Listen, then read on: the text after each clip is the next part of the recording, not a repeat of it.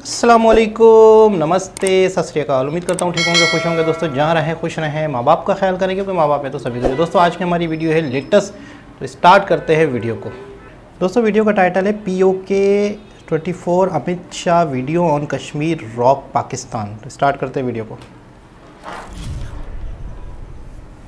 Hello and I welcome you all to world affairs. मैं हूं प्रशांत Dhawan. Now recently आप लोगों ने इस न्यूज़ के बारे में बहुत सुना होगा। एक वीडियो है अमित शाह की, ये भी काफी वायरल हुई थी और यहाँ पे आप देख पाएंगे लिखा है पाकिस्तान ऑक्यूपाइड कश्मीर के लिए भारत ने रखी है 24 सीटें। ये कहा है भारत के गृह मंत्री ने। इस पे आप देखोगे बहुत आर्टिकल पब्लिश हुए हैं।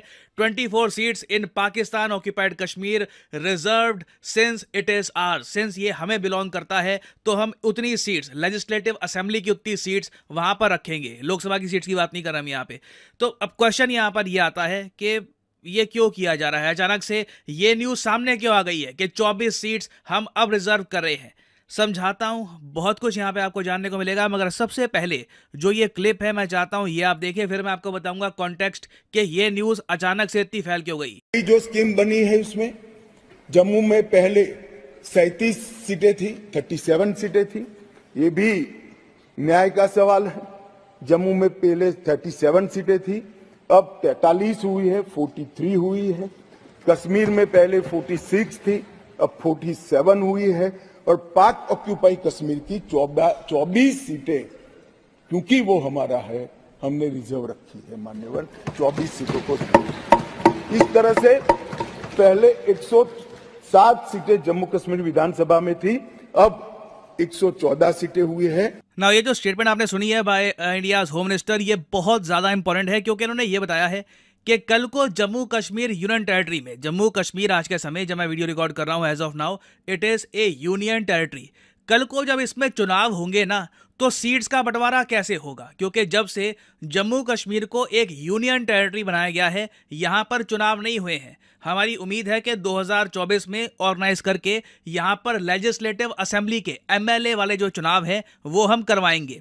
तो उसके लिए देखिए बहुत ही ज़्यादा इंपॉर्टेंट है ये डिसाइड करना कि कितनी सीट जाएंगी जम्मू के पास, कितनी सीट जाएंगी कश्मीर के पास, क्योंकि दोनों जो रीजन आप कह लीजिए उनमें आपको डिफरेंस दिखेगा पार्टी प्रेफरेंस का। कश्मीर अलग तरीके से वोट करता है, जम्मू अलग तरीके से वोट करता है।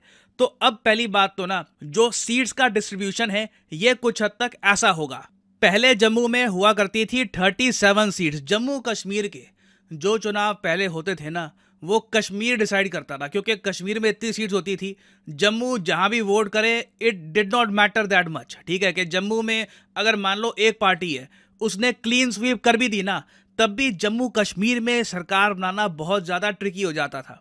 अब देखिए जो एक ज़्यादा इक्वल सीट डिस्ट्रीब्यूशन हुआ है इसमें पहली बात तो ये करी गई है कि जो लेजिस्लेटिव असेंबली है जम्मू कश्मीर की, इसमें 117 सीट्स होंगी, 117 सीट्स होंगी। इसमें 43 हो गई है अब जम्मू की सीट्स आप देखिए कितनी बढ़ा दी गई है। 37 थी पहले, अब हो गई हैं 43। सिमिलरली जो कश्मीर रीजन है ना उसकी सीट्स पहले हुआ करती थी 46, अब इसकी बढ़ाकर कर दी गई है 47। और साथ ही साथ अमित शाह जी ने एक बहुत ही इंपॉर्टेंट बात ये भी ऐड करी है कि पाकिस्तान ऑक्यूपाइड कश्मीर, POK को हम नहीं भूल सकते। पाकिस्तान ऑक्यूपाइड कश्मीर चाहे पाकिस्तान ने मिलिटरीली कब्जा रखा हो, वो इंडिया का पार्ट है।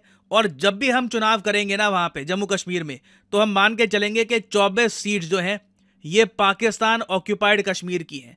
ना इन 24 सीट्स के अलावा, क्योंकि अगर आप गणित सिंपल यहाँ पे आप मैथ्स यूज करें, 43 जम्मू की सीट्स, कश्मीर की 47 सीट्स, 24 सीट्स हो गई पाकिस्तान ऑक्यूपाइड कश्मीर की, टोटल हो गया 114। मगर यहाँ पे आप देख पाएंगे बताया गया है कि जम्मू कश्मीर की लेजिस्लेटिव असेंबली में 117 सीट्स होंगी। तो जो 3 और सीट्स हैं वो कहाँ से आएंगी? 2 सीट रिजर्व होगी कश्मीर पंडित कम्युनिटी के लिए, वहां से सीधा अब इनको चुनाव जीत के नहीं आना। जो 2 कश्मीरी पंडित मौजूद होंगे as MLA in the legislative assembly, ये चूज करेंगे lieutenant governor of Jammu and Kashmir. और लेफ्टिनेंट गवर्नर को कौन डिप्लॉय करता है? President of India. उसके अलावा 1 सीट रिजर्व होगी for Pakistan occupied Kashmir people, इनको भी नॉमिनेट करेंगे the lieutenant governor of India. तो आप गणित देख लीजिए, कल को मान लो चुनाव होता है ना जम्मू कश्मीर UT में, मान लो एक पॉलिटिकल पार्टी है, एक एग्जांपल आपको बता रहा हूं, मान लो एक पॉलिटिकल पार्टी है, ये सारी जम्मू की जो सीट्स हैं 43 की 43 ये जीत जाती है। साथ ही साथ जो 3 रिजर्व्ड MLA हैं वो भी सपोर्ट कर देते हैं इस पार्टी को। टोटल इनके पास हो गई 46 सीट्स। और कश्मीर टेरिटरी में मान लो इनकी 2-3 सीट्स भी आ गई ना, 2-3 सीट्स भी आ गई, तो आप कह लीजिए सरकार ये बना लेंगे। तो ये मैं कहूँगा बहुत ही ज़्यादा इंपॉर्टेंट है। आने वाले समय में जम्मू कश्मीर यूटी में जो चुनाव होंगे ये बहुत ही ज़्यादा इंटरेस्टिंग होने वाले हैं। पहले 2 नॉमिनेटेड मेंबर हुआ करते थे, अब 5 नॉमिनेटेड मेंबर मान्यवर इसमें होंगे। जम्मू कश्मीर के कानून के हिसाब से 2 महिलाओं को राज्यपाल द्वारा मनोनीत किया जाता है और धारा 15 के अनुसार किया जाता है। और अब इसमें कश्मीरी प्रवासियों में से 2, जिसमें से 1 महिला, और पाक ऑक्यूपाई कश्मीर से 1 नामांकन किया जाएगा। तो ये बात थोड़ा सा वैसे मैं और ऐड कर दूं कि 2 महिलाओं के लिए सीट्स पहले से ही रिजर्व थी, तो अब जो टोटल रिजर्व सीट्स हो गई है ना जम्मू कश्मीर लेजिस्लेटिव असेंबली में, ये हो चुकी हैं 5। तो इलेक्शंस पे अगेन इसका ह्यूज इंपैक्ट आएगा ना। अब यहाँ पे आपका एक क्वेश्चन ये भी आएगा कि ये सब अचानक से इसकी न्यूज कैसे आ गई, ये हमने कैसे लागू किया है। तो इसका आंसर आपके सामने है। रिसेंटली लोकसभा में 2 बिल पास किए गए हैं जम्मू कश्मीर से रिलेटेड, उसी के वजह से ये इंपैक्ट हम देख रहे हैं। पहला जो बिल है इसका नाम है the Jammu Kashmir reorganisation amendment bill. इससे जो जम्मू कश्मीर रीऑर्गेनाइजेशन एक्ट है इसमें बदलाव किए गए हैं, अमेंडमेंट हुई है एक, ठीक है। दूसरा यहाँ पे है Jammu Kashmir reservation amendment bill. तो रिजर्वेशन का जो जम्मू कश्मीर में ऑलरेडी एक्ट है उसमें भी बदलाव किए गए हैं। तो जो ये दोनों बिल हैं ये लोकसभा में हो चुके हैं पास। उसके बाद ही हमने देखा कि भारत के होम मिनिस्टर ने ये स्टेटमेंट दी है। अब वैसे मुझको यहाँ पर एक बात ऐड करनी पड़ेगी कि जो ये 24 सीटें हमने रिजर्व कर रखी है ना पाकिस्तान ऑक्यूपाइड कश्मीर के लिए ना, जब हम कहते हैं ना पाकिस्तान ऑक्यूपाइड कश्मीर, तो ये पूरा एरिया जो है ना, देखो पाकिस्तान ने तो ये एरिया डिवाइड कर रखा है। ये इस एरिया को ये कहते हैं गिलगित बाल्टिस्तान, इसको ये कहते हैं जी AJK। तो हम लोग तो ओवरऑल ये एरिया और ये सारा एरिया इसको कहते हैं Pakistan occupied Kashmir. Now India ने ना 1956 से, जी हाँ 1956 से, जब सबसे पहले जम्मू कश्मीर का संविधान बनाया गया था। आज के समय जम्मू कश्मीर का संविधान नहीं है। जब जम्मू कश्मीर का संविधान बनाया गया था ना, उसी टाइम से हमने ये प्रोविजन रखा था कि जो पाकिस्तान ऑक्यूपाइड कश्मीर है उसकी सीट्स हम रिजर्व रखेंगे। तो अब बेसिकली हुआ क्या है कि संविधान तो हट गया, मगर जो ये प्रोविजन है ना कि जम्मू कश्मीर का जो एरिया कब्जा रखा है पाकिस्तान ने, उसकी 24 सीट्स रिजर्व रहेगी। वो प्रावधान हम नहीं हटा रहे, वो हम कंटिन्यू करके रखेंगे, वो लेगेसी आगे बढ़ती रहेगी। और ये आप कह लीजिए एक हिस्टोरिकल ब्लंडर भी था इंडिया का कि हमने पाकिस्तानी आर्मी के अगेंस्ट उस टाइम 1947 में इतना ज़्यादा स्ट्रॉन्ग एक्शन लिया नहीं।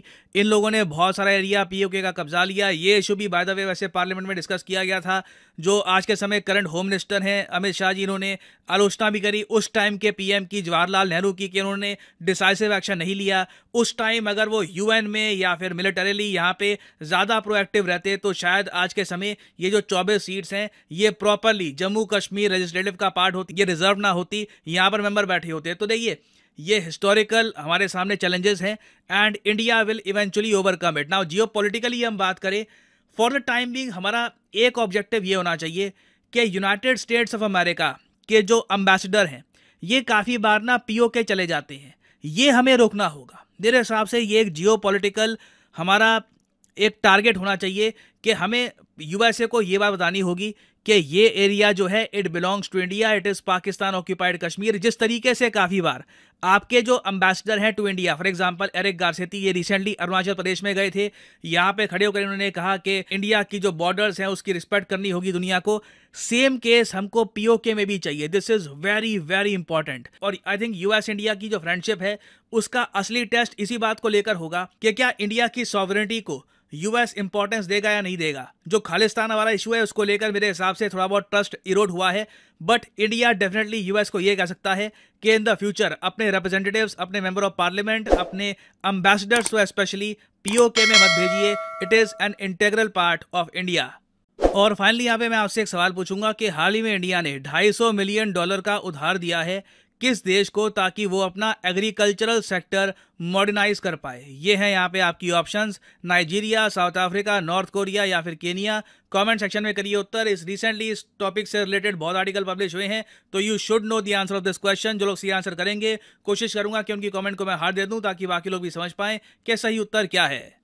और अनअकैडमी के देखिए ऑफर चल रहे हैं आज के समय।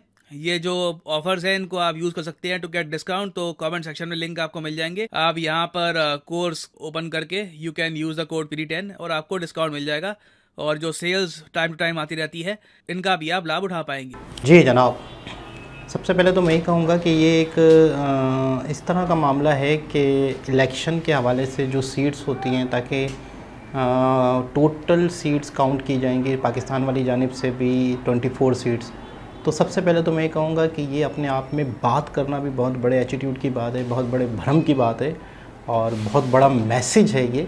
मुझे ज़्यादातर ये लग रहा है कि एक पैगाम है पूरी दुनिया को और पाकिस्तान को भी कि हम उसे अपना हिस्सा 100% मानते हैं और हमने बाकायदा उसके लिए सीट्स भी रिज़र्व करके रखी हुई हैं। तो ये एक बहुत बड़ा मैसेज है पूरे पाकिस्तान के लिए कि किस हद तक मतलब है कि एक माइंड सेट है या माइंड है, क्योंकि बहुत सारे लोगों का ये कहना है या बहुत सारे लोगों का ये मानना है कि कश्मीर का जो इशू है जहाँ है वहीं है और कश्मीर का इशू शायद जहाँ है वहीं रहेगा। जो हिस्सा पाकिस्तान के पास है वो पाकिस्तान के पास रहेगा, जो हिस्सा इंडिया के पास है वो इंडिया के पास रहेगा। और इस पे कोई पेशरफ 76 सालों से नहीं हुई, इसमें कोई आगे 75 साल हो गए, 76 साल कुछ भी नहीं हुआ। तो शायद ये ऐसा ही रहना है, शायद ये मामला ऐसे ही रुके रहेंगे और कुछ भी नहीं होगा। तो उस बात का जवाब है ये कि 24 सीट्स हमने POK वाली साइट्स की भी रिज़र्व करके रखी हुई हैं।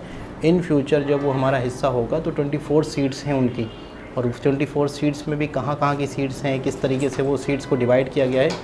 तो मैं ये समझूंगा कि ये मैसेज है शायद।